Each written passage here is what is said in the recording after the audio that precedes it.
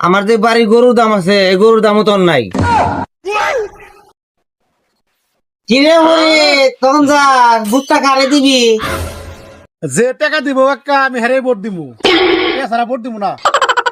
নির্বাচন পরে মন রাখে না, 500 টাকা দিলে 500 টাকা লাভ। মন্দির কয় কিরা সেই জন্য তো তোর এই অবস্থা, খাই খালি শরীরে ফুলাইছসি বুঝছ। আমার বাড়িতে যে গরু আছে গরুর যে দাম আছে তোর হে দাম নাই। কি করেন আপনি? আমি হইলে পৃথিবীর শ্রেষ্ঠ যে মানুষ, গরুর যে দাম আছে আমার সেই দাম নাই। কি করলেন? কি কথা কইলেন আপনি? হ্যাঁ ঠিকই কইছি বেটা, আমার যে গরু আছে হাটে নিলে 5 লক্ষ টাকা বিক্রি করতে পারুম, তোর তো হে দামও নাই, তুই 500 টাকা বিক্রি হয়ে গেছ। শোন ফরিদ, বুট হইলে পবিত্র জিনিস, বুটটা সমাজে ভালো লোক যে তারে দিস। টাকা কথা তো আপনি ঠিকই কইছেন।